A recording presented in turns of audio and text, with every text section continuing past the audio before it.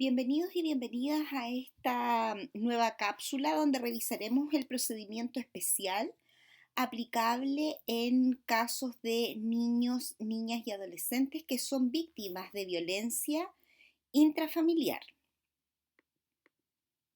Hoy los contenidos que revisaremos alusivos al tema son su ámbito de aplicación, la forma de inicio del procedimiento, la tramitación del mismo, las medidas cautelares y sanciones aplicables, así como el régimen de cumplimiento. Los invito a comenzar.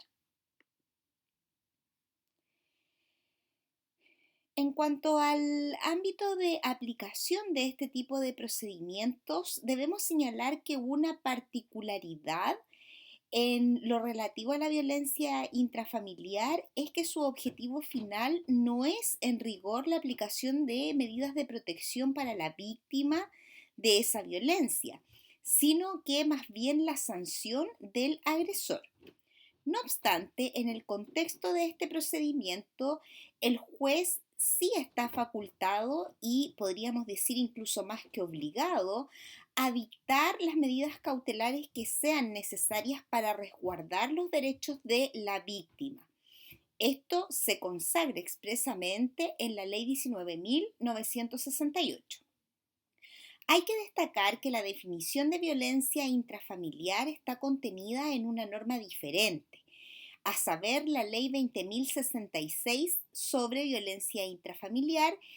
en el artículo 5 en particular, que se refiere a aquellos maltratos físicos o psíquicos hacia ciertas personas con las que se goza de familiaridad o se comparte un hogar. Así, entre los sujetos pasivos o víctimas, si se quiere, de violencia intrafamiliar, vamos a encontrar a los hijos y demás descendientes, como sería el caso de los nietos, bisnietos, etc. Y también en general a cualquier menor de edad que se encuentre bajo el cuidado o dependencia de cualquiera de los miembros del grupo familiar. Por lo tanto, se ampara a toda clase de niños, niñas y adolescentes que puedan ser víctimas de algún maltrato, sea este físico o psicológico, en su hogar por parte de aquellos adultos que conviven con aquel. Este procedimiento no resulta aplicable en los casos en el que ese maltrato se configura adicionalmente como delito. Tal sería el caso de las lesiones, amenazas o también cuando el maltrato se torna habitual. En esos casos, el juzgado de familia lo que debe hacer es remitir los antecedentes al Ministerio Público para que sea éste quien investigue y persiga las responsabilidades de orden penal que sean procedentes y también le otorgue protección a las víctimas y los testigos. Sin perjuicio de lo anterior, las medidas urgentes que el juzgado de familia adopte en lo inmediato debe hacerlo siempre en favor de las víctimas. Por lo tanto, se puede sintetizar este ámbito de aplicación de este procedimiento a aquellos casos en los que aparecen, entre otras personas, niños, niñas y adolescentes que son víctimas de un maltrato, sea físico o psicológico, realizado por sus padres, parientes cercanos o cualquier persona que resida en su domicilio y respecto de las cuales se requiere la aplicación judicial de una medida de protección pertinente. En cuanto al inicio del procedimiento, debemos señalar que las formas se señalan en el artículo 82 de la Ley 19.968 y estas corresponden a una demanda o una denuncia de parte de la víctima, de ciertos parientes o personas que las tengan bajo su cuidado, o en general de cualquiera que tome conocimiento directo de los hechos, vale decir, que los haya presenciado o escuchado desde la misma víctima. Por lo tanto, no cabe el inicio del procedimiento de oficio, es decir, por iniciativa del tribunal, a diferencia de lo que ocurre en los procedimientos proteccionales. Además, es relevante tener presente que en conformidad a lo que señala la ley, hay ciertas personas que están obligadas a denunciar los hechos de violencia intrafamiliar. Así vamos a encontrar a los funcionarios policiales respecto de cualquier hecho del que tomen conocimiento, cualquier funcionario público en general respecto de hechos que toman conocimiento, pero en el ejercicio de las labores propias de su trabajo. También los jefes de estaciones de medios de transporte, conductores, pilotos, etcétera.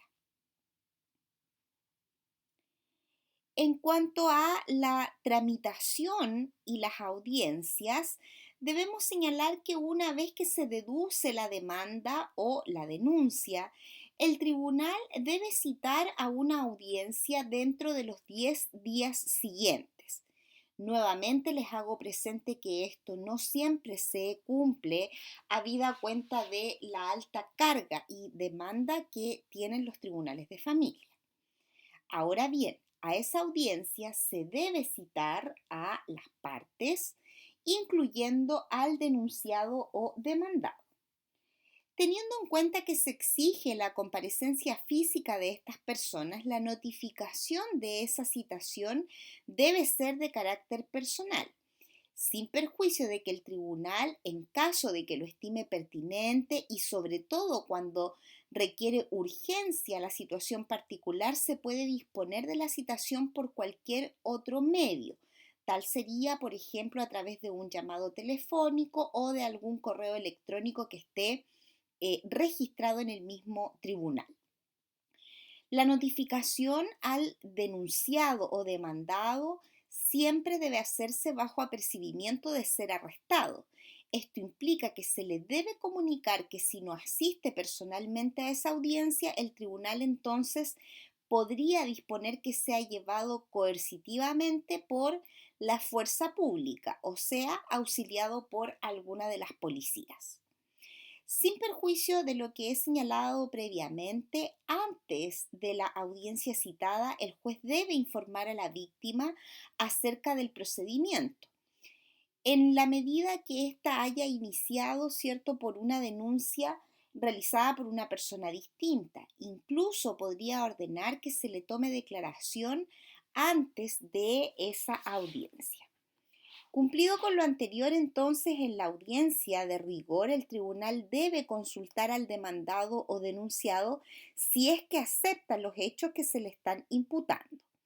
En el caso de que medie un reconocimiento y en la medida que existan antecedentes que puedan presumir fundadamente que no ejecutará actos similares en lo sucesivo, el juez podría suspender la dictación de la sentencia siempre que las partes regulen sus relaciones de familia y aquellas patrimoniales, por ejemplo, en lo que respecta al cuidado personal y la relación directa y regular de los hijos que puedan tener en común, así como también la regulación de los alimentos o una reparación de daño material que se haya causado. Y por otra parte, el demandado o denunciado, con acuerdo de la víctima, para que ésta acceda a someterse a alguna medida cautelar que se prevén en este tipo de procedimiento y que se indicarán más adelante. En este caso, se deberá levantar un acta con todos los acuerdos alcanzados y ésta se inscribirá en el registro de actos de violencia intrafamiliar que lleva el Servicio de Registro Civil e Identificación y se suspende el proceso por el plazo de un año.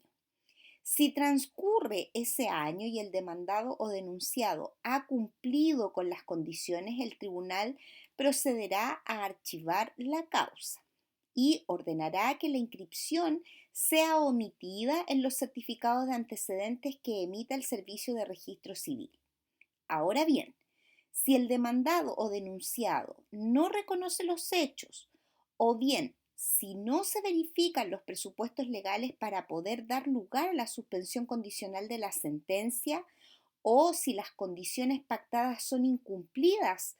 por el demandado o denunciado, el juez deberá derechamente dictar una sentencia estableciendo, si es del caso, que ha existido o mediado violencia intrafamiliar.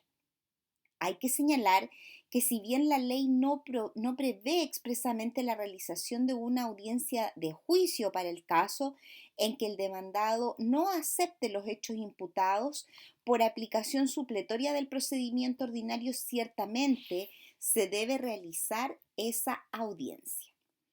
Aparte de las dos formas señaladas del término del procedimiento, esto es, la suspensión condicional de la sentencia y la dictación de la sentencia en sí, existe una tercera forma, en donde si ambas partes no concurren a la audiencia citada por el juez y el demandante o denunciado no solicita dentro de 5.º día que se cite a una nueva audiencia, el juez de familia entonces deberá ordenar el archivo provisional de la causa. Luego, dentro del plazo de un año, el demandante o denunciante podrá solicitar la reapertura del procedimiento. Y si transcurre más de un año, deberá declararse el abandono del procedimiento, dejándose sin efecto cualquier medida cautelar que se haya decretado. Respecto a este último tema, es importante señalar que en el contexto de este procedimiento, afirmar que se pueden adoptar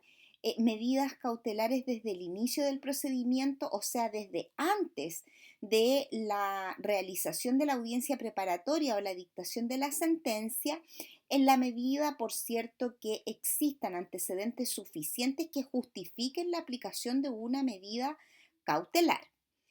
Tal sería el caso de la prohibición de acercamiento del demandado o denunciado a la persona de la víctima o su domicilio, el lugar de estudio o cualquier otro lugar donde ésta concurra habitualmente. Asegurar también la entrega material de los efectos personales de la víctima en el caso de que ésta decida salir del hogar común. El tribunal deberá ordenar que se le entreguen sus enseres personales y verificar que esa entrega se cumpla.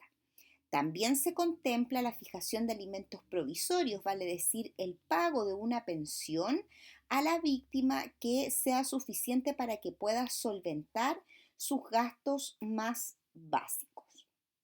También se puede determinar un régimen provisorio de cuidado personal y o relación directa y regular respecto de los hijos menores de edad que puedan mantener las partes, es decir, el tribunal puede designar temporalmente el cuidado personal de un niño, niña o adolescente a cualquiera de sus padres, a un tercero y también regular de manera temporal esa situación, de modo en que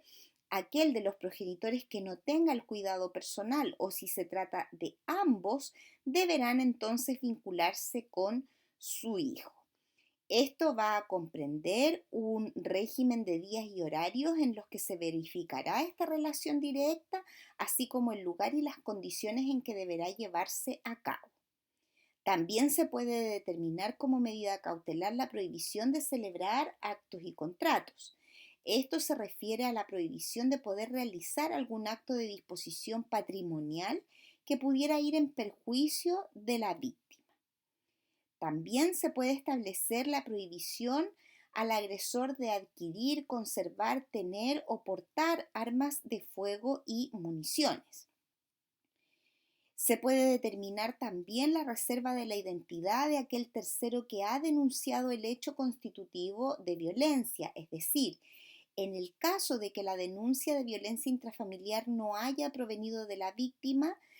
sino a través de un tercero, por ejemplo, que éste sienta temor frente a los posibles represalias, se puede adoptar la decisión de omitir sus datos en todos los registros pertinentes y prohibir del mismo modo la divulgación de su identidad.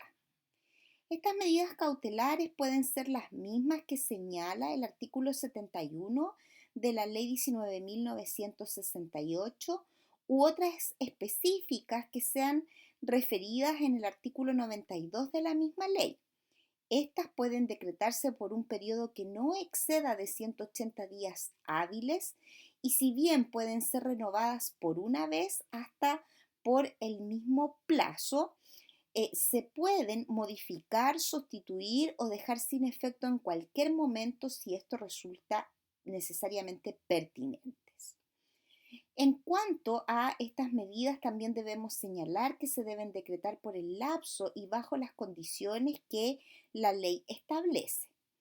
En relación a las sanciones con las que se castiga al sujeto que ha cometido violencia intrafamiliar, estas claramente solo se pueden imponer en la sentencia y no antes de su dictación.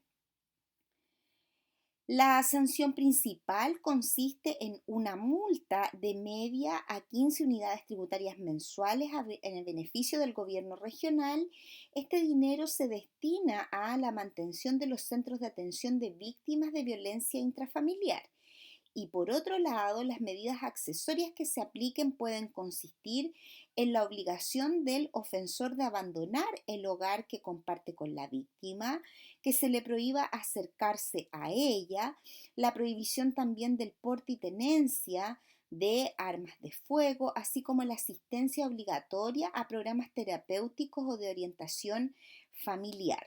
También se le puede obligar a presentarse regularmente ante una unidad policial que determine directamente el juez. Ya para ir concluyendo respecto al régimen de cumplimiento, debemos señalar que al igual que en el procedimiento proteccional de niños, niñas y adolescentes, el juez debe dictar las resoluciones tendientes a que las medidas cautelares y también las sanciones decretadas en el procedimiento por hechos constitutivos de violencia intrafamiliar se cumplan efectivamente. Para estos efectos, la ley ha señalado que el juez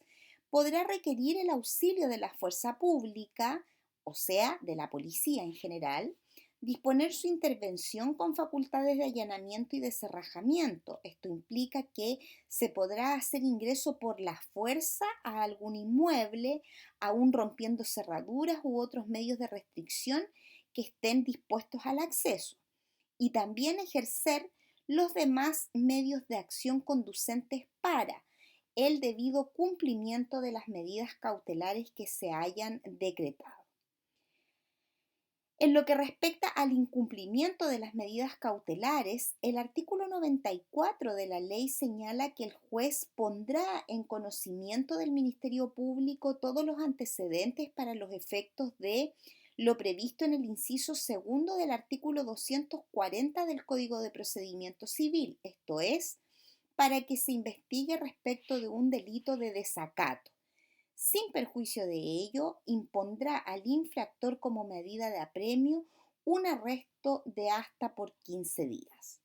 Por lo tanto, en caso de que el ofensor transgreda alguna de las medidas cautelares que se hayan decretado en el procedimiento, podría enfrentar adicionalmente una causa penal por el delito de desacato, que se traduce derechamente en desobedecer una resolución judicial. Además, el juez de familia debe decretar como medida de apremio, es decir, de prisión e incentivo al cumplimiento, el arresto de este sujeto, es decir, la privación de libertad por hasta 15 días. Por otro lado, en el caso de incumplimiento de las sanciones decretadas, el artículo 10 de la Ley 20.066 sobre violencia intrafamiliar prevé los mismos medios de presión hacia el condenado, es decir, una denuncia por el posible delito de desacato y la posibilidad de ser arrestado hasta por 15 días. Es importante tener en consideración toda esta normativa teniendo en cuenta el alto número de víctimas por violencia intrafamiliar que se registran y que lamentablemente han tenido un desenlace fatal. También es importante señalar que se acostumbra a ventilar ante los tribunales de justicia que cuando se produce hechos de violencia intrafamiliar en virtud de los cuales la víctima es un adulto y la presencia de menores de edad es permanente en estas situaciones, el tribunal se encuentra facultado en virtud del principio de oficialidad para dar curso también a algún procedimiento especial de los que hemos visto a fin de otorgar la debida protección también a aquellos menores de edad que tempranamente vivencian estas situaciones y que indudablemente le generarán algún tipo de repercusión en su desarrollo vital, sea este personal y familiar. Esto es todo en esta oportunidad. Muchas gracias por su atención. Nos encontramos en otra ocasión.